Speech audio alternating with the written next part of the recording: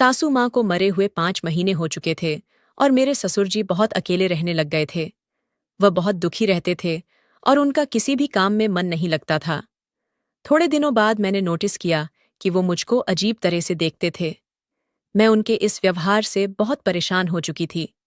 फिर एक दिन मैंने सोचा, अगर मैं ही ससुर जी को खुश कर दूं, तो घर की बात घर में ही रहेगी और किसी को पता भी नहीं चलेगा।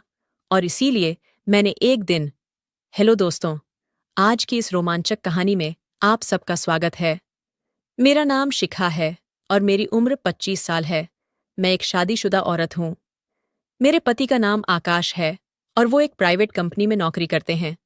हमारी शादी को लगभग 3 साल हो गए हैं, लेकिन अभी तक हमारे कोई भी बच्चा नहीं हुआ है। हमारे परिवार में मैं, मेरे पति और मेरे सास ससुर रहते हैं। हम सब अपनी जिंदगी में बहुत खुश थे और सब एक दूसरे के साथ बहुत ही हंसी खुशी से रहते थे। पर अचानक हमारी खुशियों को किसी की बुरी नजर लग गई।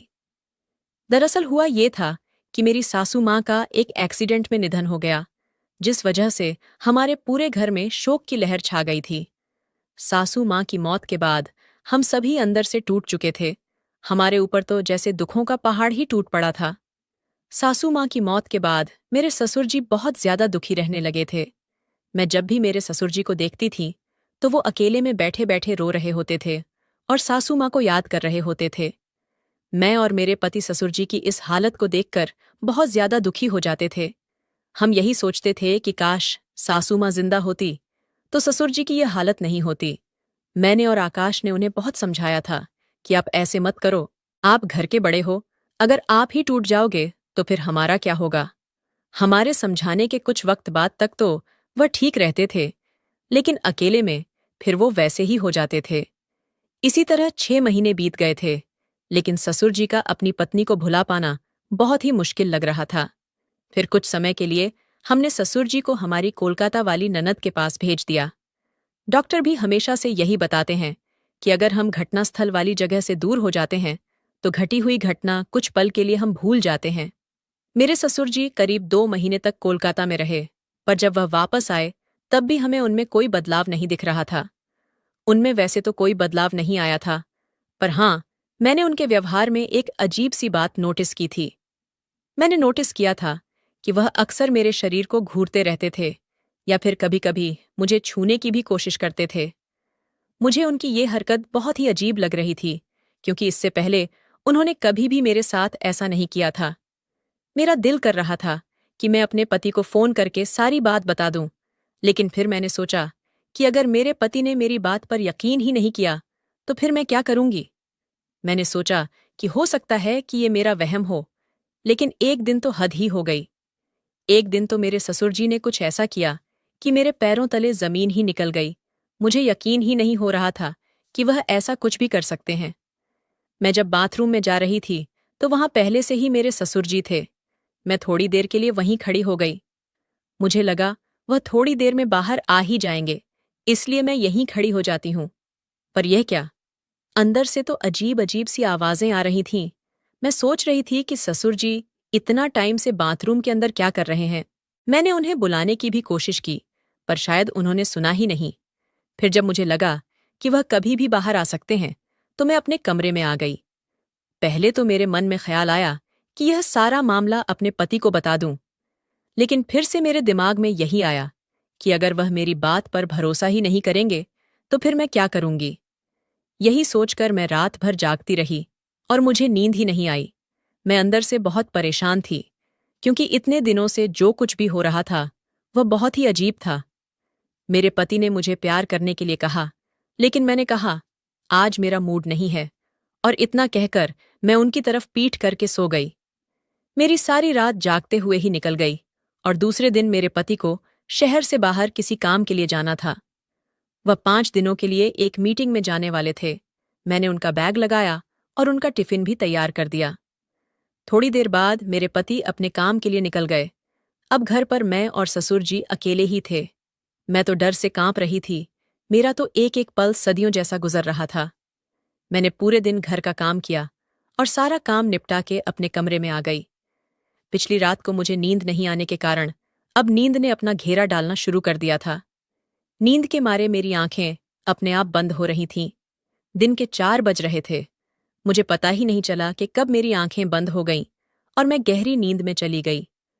मैं वैसे तो साड़ी ही पहनती हूँ, लेकिन कुछ दिनों से ज्यादा गर्मी होने के कारण मैं सलवार कमीज ही पहन रही थी। मेरा पूरा शरीर पसीने से भीगा हुआ था और मैं अपने कमरे में आकर पंखे के नीचे लेटी हुई थी। करीब 1 घंटे बाद मैंने महसूस किया कि कोई मुझे अजीब तरह से हाथ लगा रहा है। पहले तो मुझे लगा कि शायद मैं सपना देख रही हूँ और सपने में मैं अपने पति के साथ हूँ, लेकिन फिर मैं एकदम से हड़बड़ाहट में उठी और अपने कपड़े ठीक करने लगी। मैंने देखा कि मेरे ससुर जी मेरे बगल में बैठे हुए हैं। मैं उन्हें देखकर चौंक गई। मैंने उनसे पूछा, क्या हुआ बाबूजी? आपको मुझसे कोई काम था क्या? ससुर जी बोले, बहू मेरा चाय पीने का मन कर रहा है। मैंने तुम्हें बहुत बार आवाजें लगाईं, पर शायद तुमने सुना ही नहीं, इसलिए मैं खुद ही तुम्हारे कमरे में आ गया। यहां मैंने देखा कि तुम आराम से सोई हुई हो, तो मैंने सोचा कि सोई हुई बहू को क्यों उठाना, मैं खुद ही चाय बना लेता हूं, पर इतने में तुम जाग गईं। इन शब्दों में ससुर जी ने अपनी सफाई दी, तो मैं झट से बेड से नीचे उतरी। मेरा दिल जोर जोर से धड़क रहा था। मैंने अपनी चुनरी अपने सिर पर लेकर कहा, बाबूजी, आप अपने कमरे में जाइए, मैं वहीं पर चाय लेकर आती हूं। मेरा इतना कहने भर से उनका दिल टूट गया था। फिर वह अपने कमरे में चले गए। करीब 15 मिनट बाद मैं उनके कमरे में 1 कप चाय लेकर गई। मैं उनके कमरे में गई तो मैंने अंदर जाकर देखा कि ससुर जी अपने कमरे में बैठकर रो रहे थे। मैंने पूछा, क्या हुआ बाबूजी? आप रो क्यों रहे हो? कोई दिक्कत है क्या? अगर आपकी तबीयत खराब हो तो मैं तुरंत डॉक्टर को फोन कर दूं। वो बोले, नहीं बहू, ऐसा कुछ नहीं है। बस आज मुझे तेरी सासू माँ की बहुत याद आ रही है। मुझे आज उसकी बहुत कमी खल रही है। जब से वो चली गई है, तब से मुझे समझ ही नहीं आता है कि मैं किससे अपने मन की बात कहूं। मैं भी एक इंसान हूं और मेरी भी कुछ ख्वाहिशें हैं।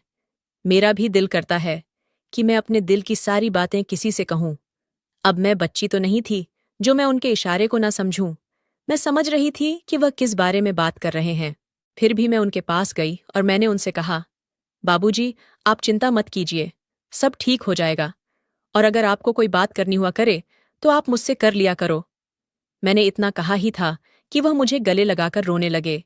मुझे बहुत ही अजीब लग रहा था और मेरे मन में तरह तरह के ख्याल आ रहे थे, पर फिर भी मुझे उन पर बहुत दया आ रही थी और ससुर जी की इतनी उम्र भी हो चुकी थी कि हम उनकी दोबारा शादी भी नहीं कर सकते थे। अगर हम उनकी दूसरी शादी कर भी देंगे तो हम किसी को मुंह दिखाने के लायक भी नहीं रहेंगे। हमें समाज से बर्खास्त कर दिया जाएगा। इससे तो बेहतर यही है कि घर पर ही इस समस्या का कोई हल निकाला जाए। एक बार तो मेरे मन में आया कि अगर मैं ही ससुर जी को खुश कर दूं तो किसी को पता भी नहीं चलेगा और घर की बात घर में ही रहेगी। मैंने दिल पर पत्थर रखकर उनका न्योता मन ही मन कबूल कर लिया था। फिर मैंने उन्हें नहाने को कहा और उनके कपड़े वगैरह निकालकर उनको दे दिए। थोड़ी देर बाद वह नहाकर वापस आ गए। उन्होंने बनियान और नीचे टॉवल धोती की तरह लपेटा हुआ था। वह मुझे देखकर थोड़ा सा मुस्कुराए और मैं भी उनकी इस हरकत से हल्का सा मुस्कुरा पड़ी थी। फिर अगले दिन जब मैं सुबह की चाय देने उनके कमरे में गई तो मैंने देखा कि वह शायद तौलिए को लपेटकर ही सो गए थे। मैंने हल्के से दरवाजे को धक्का दिया तो दरवाजा पहले से ही खुला हुआ था और ससुर जी बनियान पहनकर सो रहे थे। उनकी इस हरकत से मुझे गुस्सा तो बहुत आया, लेकिन मैंने उनसे कुछ कहा नहीं और चाय देकर वापस किचन में आ गई। करीब 1 घंटे बाद वह किचन में आए और मुझसे बोले, बहू, जरा तेल गुनगुना करके मेरे कमरे में ले आओ और मेरे सिर और बदन की मालिश कर दो। इस बार मुझे उनकी खराब नीयत पहले ही पता चल गई थी, पर मेरे पास कोई सबूत नहीं था। थोड़ी देर बाद मैं एक कटोरी में तेल गर्म करके उनके कमरे में ले गई और उन्हें बोला, बाबूजी, यह तेल लीजिए और आप खुद ही लगा लो। मुझे आज बहुत सारा काम करना है और बहुत सारे कपड़े भी धोने हैं। वो बोले, बहू, सिर पर तो मैं खुद ही लगा लूंगा, लेकिन पीठ पर मेरा हाथ नहीं पहुंचेगा, इसलिए पीठ की मालिश तुम ही कर दो। इतना बोलकर वह अपने बेड पर पीठ के बल लेट गए। मुझे आज सुबह से ही उन पर बहुत गुस्सा था, लेकिन मैं फिर भी उनकी पीठ की मालिश करने लगी। करीब 10 मिनट बाद उन्होंने साइड बदलते हुए कहा, बहू, तुम्हारे हाथों खराब हो ही गए हैं, तो थोड़ी पेट की भी मालिश कर दो। मैं ना चाहते हुए भी उनकी हर बात मानती जा रही थी और अपने दोनों हाथों से उनकी मालिश कर रही थी। मैं यही सोच रही थी कि काश आज सासू माँ जिंदा होती तो मुझे ये सब नहीं करना पड़ता। मेरा इन 6 दिनों में आकाश के बिना इतना बुरा हाल हो गया है, तो ससुर जी सासू माँ के बिना कैसे रहते होंगे। मैं इसी सोच में इतनी डूबी हुई थी और सब कुछ वहीं छोड़कर अंदर भाग आई थी। थोड़ी देर बाद ससुर जी भी मेरे कमरे में आ गए और बोले, क्या हुआ बहू, तुम सब कुछ छोड़कर यहाँ क्यों चली आई? क्या तुम्हें आकाश की याद आ रही है? क्या तुम्हारा उसके बिना दिल नहीं लग रहा है? तुम मुझे बताओ कि तुम्हें क्या परेशानी है। तुम्हें जिस चीज की भी कमी होगी वह मैं तुरंत पूरी कर दूंगा। मैं तुम्हें अपनी बेटी ही मानता हूं और मैं तुमसे अपनी बेटियों की तरह ही प्यार करता हूं। मैं ऐसा कभी नहीं चाहूंगा कि तुम किसी भी तरीके से दुखी रहो। आखिर तुम भी मेरी लाडली बेटी हो। मैं उनके पैरों में गिर गई। मैंने कहा, ससुर जी, मैंने आपको बहुत गलत समझा। मुझे माफ कर दीजिए। मैं इतने दिनों से यही सोच रही थी कि आप मुझ पर बुरी नजर रख रहे हो और इसीलिए मैं आपसे दूरी बना रही थी। पर अब मैं समझ पा रही हूं कि जब आकाश को गए 5 दिन ही हुए हैं और मैं उसके बिना इतना परेशान हो चुकी हूं, तो सासू माँ को मरे हुए तो बहुत समय हो चुका है। अगर मैंने आपका दिल दुखाया हो तो आप मुझे माफ कर दीजिए। अब से मैं आपकी हर तरह से देखभाल करूंगा और आपकी बेटी बनकर रहूंगी। कमेंट करके जरूर बताइएगा कि आपको ये कहानी कैसी लगी। अगर आपको ये कहानी पसंद आई हो तो इसे लाइक करें और अपने दोस्तों के साथ भी शेयर करें। आगे भी ऐसी रोमांचक कहानियों के लिए हमारे चैनल को सब्सक्राइब करें और बेल आइकन दबाना न भूलें।